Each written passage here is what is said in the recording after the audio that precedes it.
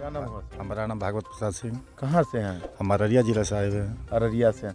क्या किस लिए आए हैं सर? हम लोग यहाँ जो है कि पटना आए हैं डीपीओ के माध्यम से जो है यहाँ योजना के ट्रेनिंग में परीक्षण लेने के लिए जानकारी होने से, चूँकि हम लोगों को जाति में से हम लोग अत्यंत पिछड़ी जाति हैं, जाति के मलाह हैं और हम लोग बहुत पिछड़े हुए हैं।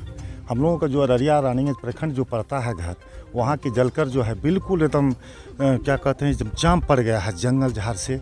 वहाँ के जो हम लोग मैं जो जाति के लोग हैं वो सब जो है दिल्ली पंजाब यहाँ वहाँ चले गए और जो है नदी नाला मछली मार नहीं पाते हैं।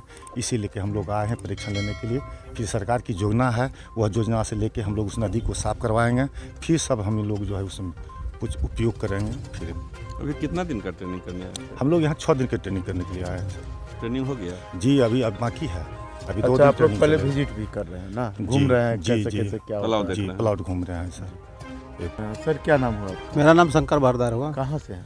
अररिया से। अररिया से हैं। हाँ। सर इसमें बहुत सारे प्रशिक्षण लेने के लिए युवा भी हैं, जी तो क्या लग रहा है कि इस उद्योग के लिए युवा भी आगे आ रहे हैं? जी सर, उद्योग के लिए युवा भी आगे आ रहे हैं। इससे बहुत प्रेरणा मिल रही है। यहाँ से जाने के बाद हम लोग भी ऐसा करेंगे। आज घूरने के लिए आए इस प्लांट पर, तो इस प्लांट को देखकर एक जागृति जगह, एक उल्लास जगह कि हम लोग भी ऐसा कर सकते हैं। जब सरकार हम लोगों के लिए इतना दे रही है, हम लोग भी उसमें सहयोग करके हम भी अपना योगदान देके उसको आगे बढ़ाएं। जयपुर प्रखंड बेलछी, मत्स्य कृषक हूँ हम यहाँ पे। सर आपके द्वारा ये जो साम्राज्य बनाया गया है खास करके मत्स्य पालन के क्षेत्र में, हम लोगों के लिए भी गौरव की बात है सर। पटना जिला के साथ साथ बिहार में एक अलग की पहचान और अलग की छाप आप छोड़ कर रख दी है सर। ये साम्राज्य तो नहीं है, काफ़ी 5 साल लगा इसको सींचने में और काफ़ी मेहनत कड़ी मशक्क़त से ये कामयाबी मिली है अभी, जिसके कारण अभी बिहार के विभिन्न ज़िलों से यहाँ पे लोग का देखने के लिए भ्रमण दर्शन में आते हैं कि कैसे ये हम काम शुरू किए और आज कैसे सक्सेसफुल एक फार्मर के रूप में यहाँ पे काम कर रहे हैं। ये प्रेरणा सर आपको कहाँ से मिली? ये हमारे एक जस्ट नेबर हमारे ग्रामीण थे जो बगल में ही उनकी फार्म थी, लेकिन वो प्रोडक्शन उसमें नहीं हासिल कर रहे थे, तो हम लोग दोनों मिल करके एक सक्सेसफुल फार्मर के पास गए हम लोग परवलपुर वाले जगह पे। वहाँ से एक बंगाली कांटेक्ट में आए जिनके द्वारा हम यहाँ पे उनके प्लानिंग के आधार पे काम किए और आज इस उनसे कंसेप्ट सीखे, क्योंकि हम लोग के गार्जियन किसान थे और इस लाइन के तो कोई जानकारी थी नहीं, और ये चीज़ को हमने उसी बंगाली संजय चटर्जी एक नाम है जिनके कारण हम ये फार्मिंग शुरू किए और आज उनके नोहाउ को आज डे बाय डे हम अपने आप को इसमें कड़ी अभी कितना एकड़ में अभी तक? ये लगभग 15 एकड़ में है अभी हमारी फार्म। 15 एकड़ में। कौन कौन सी मछली इसमें हमारे पास IMC जिसको बोलते हैं रेहू, कतला, ग्रास, मृगल, फिर आपका तेलापिया का, पंगास का कल्चर करते हैं और मोई है, और जो भी मार्केट में सेलेबल मछली है वो सब हम यहाँ पे कल्चर कर रहे हैं और मिक्स कल्चर करते हैं, सब मिश्रित कृषि के रूप में। लाभ का परसेंटेज क्या होगा? लाभ का परसेंटेज तो समझिए कि एकड़ में अगर लाख से 1.5 लाख एकदम हेल्दी है, जो किसान कोई भी करें तो एकड़ में 1.5 लाख मिनिमम आमदनी। उत्पादन करें इस पर क्या इंश्योरेंस सरकार दे रही है? नहीं, अभी नहीं है, लेकिन सरकार का योजना है, सरकार का चल रहा है वो एजेंसी से बातचीत जो इंश्योरेंस कंपनी से, और अगर वो लाभ मिल जाए तो किसान को और अच्छा होगा, क्योंकि आकस्मिक जो मछली की मृत्यु होती है उसमें हम लोग को काफ़ी क्षति होता है इसमें। उसमें सब्सिडी भी मिलता है? हाँ, मछली पालन के लिए काफ़ी डिफरेंट योजना में, डिफरेंट स्कीम में 40% से 90% तक का ये सब्सिडी है सरकार।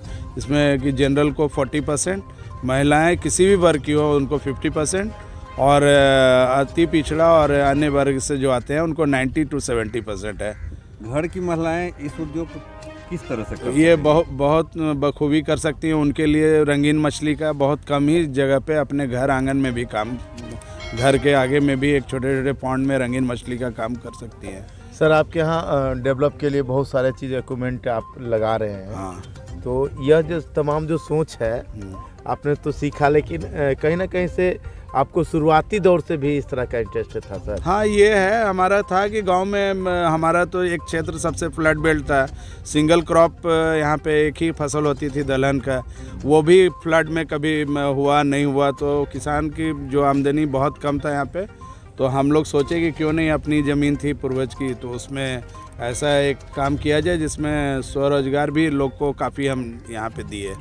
और इसी पर्पस को लेकर के हम चले, जो आज 5 साल हो गया। 2018 में हम ये काम शुरू किए थे, आज 2023 है। तो इसमें और इसी काम को देखते हुए भारत सरकार हमको मत्स्य संपदा योजना में बिहार जो हर एक डिस्ट्रिक्ट में एक प्रोग्रेसिव फार्मर होते हैं, तो डीएम नॉमिनेट करते हैं, उसमें एक प्रोग्रेसिव फार्मर में मैं हूँ, इस ज़िले से रिप्रेजेंट कर रहा हूँ उस योजना के लिए भारत सरकार। मेरा नाम अभिनव प्रकाश हुआ, मैं मत्स्य प्रसार पदाधिकारी हूँ। अभी मैं नया सचिवालय योजना शाखा में पदस्थापित हूँ। कितने लोग यहाँ पे सर प्रशिक्षण प्राप्त कर रहे हैं? यहाँ अभी कुल 60 लोग आए हुए हैं, जिसमें 2 बैच है। एक बैच कटिहार से है और एक अररिया का बैच है। ये एक प्रशिक्षण की योजना हमारी चलती है, जिसमें प्रत्येक जो सोमवार से लेकर शुरू होती है और शनिवार तक चलती है। इस योजना अंतर्गत प्रत्येक गुरुवार को हम लोग क्षेत्र भ्रमण कराते हैं। जो भी हमारा विकसित क्षेत्र है, मत्स्य फार्म क्षेत्र है, वहाँ कृषकों को ले जाते हैं। इसमें हमारा ये बेलछी फार्म है, जो पटना ज़िला में सबसे विकसित फार्म में नाम आता है।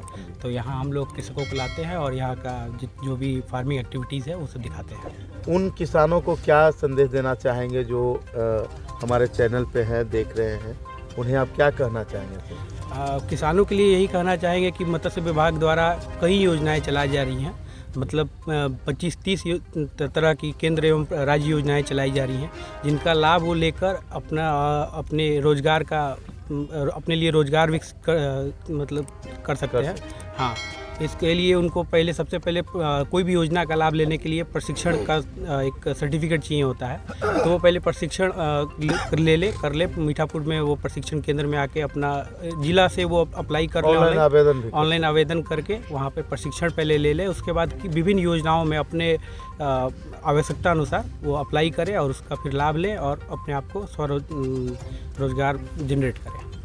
आपका क्या सर नाम हुआ? मेरा नाम चंदन कुमार सिंह। कहाँ से? जी, हम अररिया डिस्ट्रिक्ट कुरसाटा प्रखंड घोषनगर गांव से आए।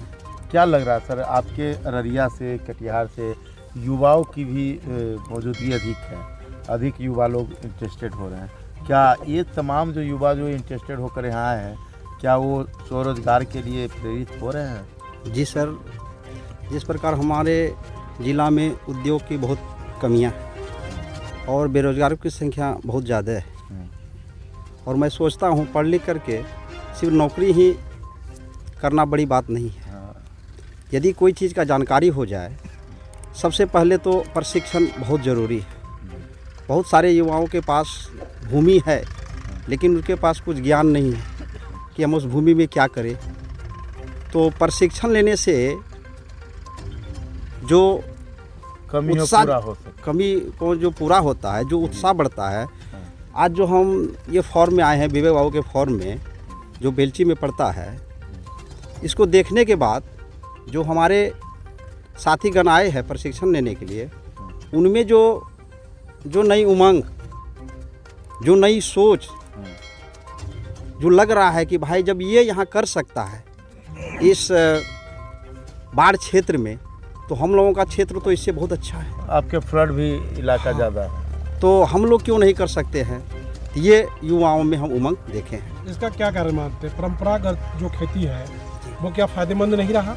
जी सर, है परंपरागत खेती फायदेमंद, लेकिन इस लेकिन तरफ मुड़ने का क्या कारण? लेकिन है क्या, के चलते किसानों को एक ही खेती पे निर्भर नहीं होना चाहिए। किसान है, जिस प्रकार ये दुकानदार